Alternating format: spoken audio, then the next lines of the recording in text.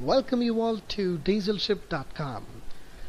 This series of educational videos is presented by Sriram, and this video is produced for you by Dieselship Academy. And today's topic would be on CO2 high pressure flooding system. So what we're going to see over here is a simple CO2 distribution system.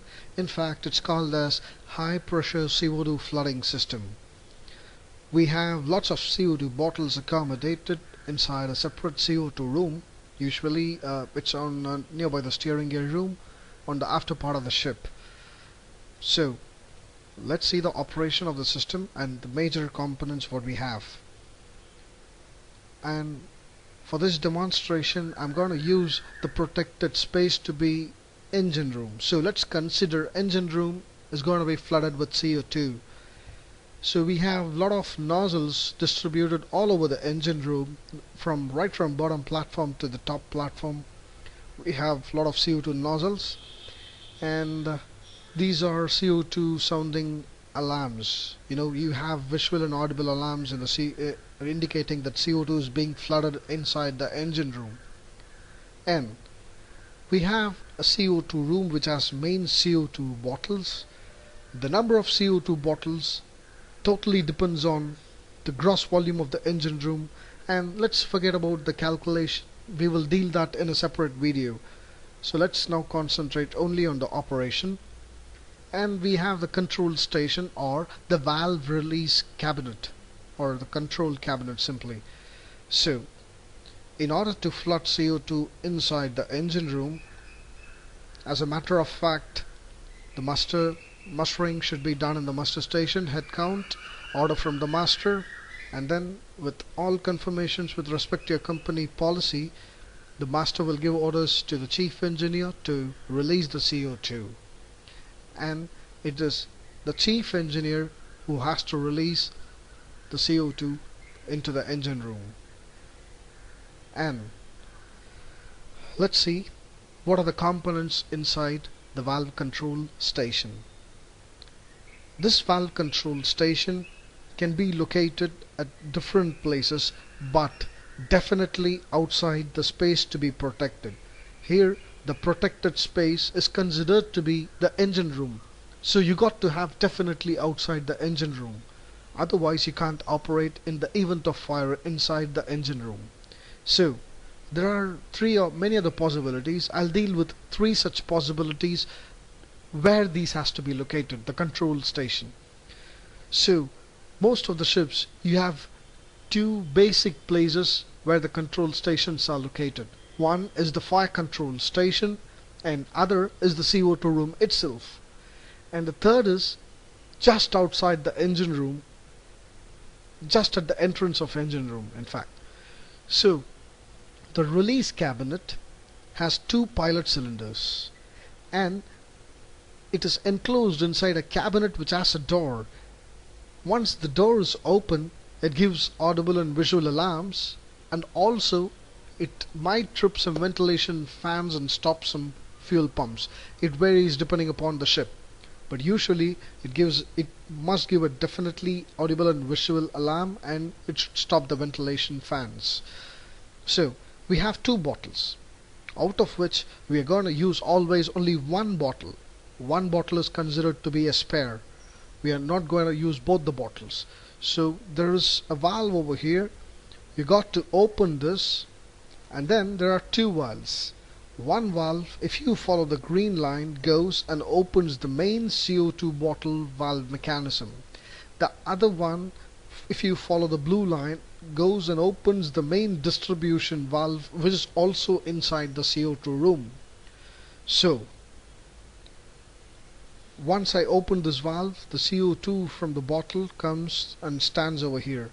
As the chief engineer opens both the valves simultaneously, the green line, the CO2 goes through the time delay unit. The time delay unit produces a time delay of 20 to 30 seconds depending upon the system or the manufacturer, and it's not present in all kind of ships. So it's not mandatory, it's just an optional stuff. And this blue line goes to the main distribution valve for the engine room. So the time delay unit can be either electrical or a simple empty bottle which creates the time delay of 20 to 30 seconds, just the time needed to fill up the bottle. The reason why it's kept as an empty bottle is the CO2 from the pilot bottle takes time to fill up the empty bottle. Thus, this is how the time delay is created. And electronically, we have a solenoid valve and a timer mechanism which after let's say 20 seconds time delay, it opens the solenoid and thus the CO2 goes and opens the main cylinder unit. So, as the chief engineer opens, the CO2 opens the main distribution valve. This also has a limit switch. So this limit switch gives an indication that the main distribution valve is opened, and after the time delay, the main CO2 bottles with corresponding to the engine room has also been opened. Thus, the CO2 passes through the non-return valve, and this non-return valve, remember that each cylinder outlet is having a non-return valve. The CO2 released passes through the non-return valve, reaches the main manifold, and through the distribution valve it goes to the engine room, gets distributed to various nozzles to various platforms. So as you all know, there is a requirement that 85% of the CO2 has to be released within 2 minutes of operation. So that's the requirement. So all the pipings and the nozzles and the diameter, everything has been calculated so that the requirement has been met. The details of the calculation, pipe diameter, the length and thickness of the pipe, etc., you can find it in the CO2 manual, and it's very clearly explained. So that's not scope of this video, and let's now concentrate on the main manifold. You have a blank. You definitely have to have a blank over here so that for any maintenance purpose you can isolate the CO2 bottle section, you can blank it and then carry out maintenance on this area. And you have a valve over here through which you can connect air either from the engine room or from the shore, depending whether you're on dry dock or not. And on the manifold you also have a pressure gauge indicating whether the line is pressurized or not. And one of the main components on the manifold is the relief valve. Let's say you have released the CO2 and for some reason the main manifold has the distribution valve has not opened. The line has to be protected against another damage. So like the relief valve will lift and the CO2 will go outside the CO2 room through the free to the free atmosphere. And the recent generation ships, the modern ships, have a pressure switch over here. This pressure switch, whenever there is a small leak or some pressure in the line, it detects the pressure and gives an alarm. It might be either the CO2 leak alarm or the CO2 release alarm, depending on the classification. The pressure switch can be either calibrated, let's say the pressure 1 to 10 bar as leak alarm, and after 10 bar it is release alarm. It depends on the automation system of a ship. And after that you have the distribution valve, which is operated through a piston, and this piston, as it push up, the valve opens up, and then the CO2 goes to the engine room. And that's it with the simple system. Now let's concentrate on the actual system which is present on board a ship. So this is one such actual system which I had on board a ship. As I said, we would consider the protected space or the space to be protected as engine room, which is isolated. And at the protected space entrance we have the valve control station. In my last ship I had, so we can operate, release the CO2 just outside the engine room. And in a conventional way you have the valve control station in the CO2 room and one at the fire control station. So from 3 places you can flood CO2 inside the engine room. Let's now concentrate on the fire control station, the valve control section. So we have a key inside the break glass type which is sealed. Just break the glass, take out the key, open the cabinet. You can't open it just like that, you got to put the key and open the cabinet. And as I said, Once you open the cabinet, in my last ship we had the CO2 release alarm and the vent fans will stop. And I'm going to open one of these bottles, and there is a pressure gauge here. Once I open the bottle, I get a pressure indication over here, and just follow the pink line.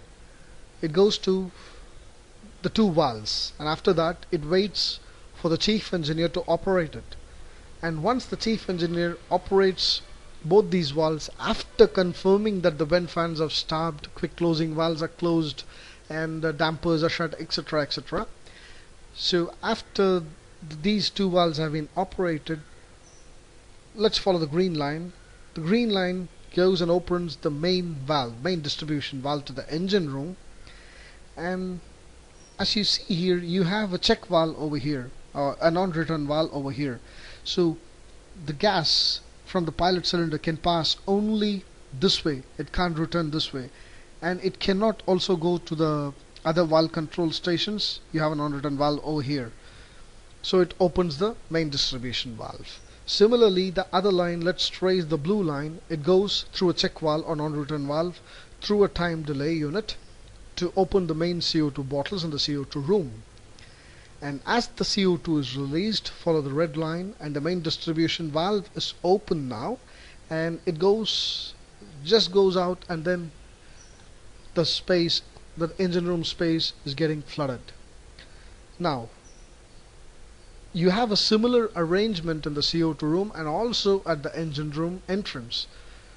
Let's assume if I want to operate from the engine room entrance, I have to take out the key by breaking the glass, open the cabinet. I have a similar mechanism over here which is not shown. The CO2 alarm will sound, the vent fans will stop, and I have to shut the quick closing valve. Remember, when you're operating from the engine room entrance, somebody has to go to the fire station or the emergency station, from where you have to shut the quick closing valves, and the emergency stops of blowers, pumps, dampers, everything has to be done. Or if this arrangement is there, you must be capable of shutting the quick closing valves, everything just outside the engine room. All arrangements must be nearby. So I open the cabinet, confirm everything is stopped and everything is perfect for release of CO2, mustering, order from the captain. The chief engineer operates these two valves. I open the bottle over here, pressure is indicated. Let's follow the green line now. It goes through the check valve, non-return, and it goes and opens the main distribution valve.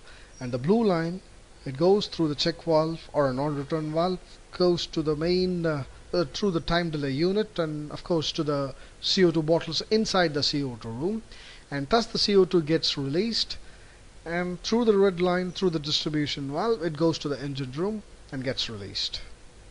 So this is how the CO2 system is being operated on board a ship.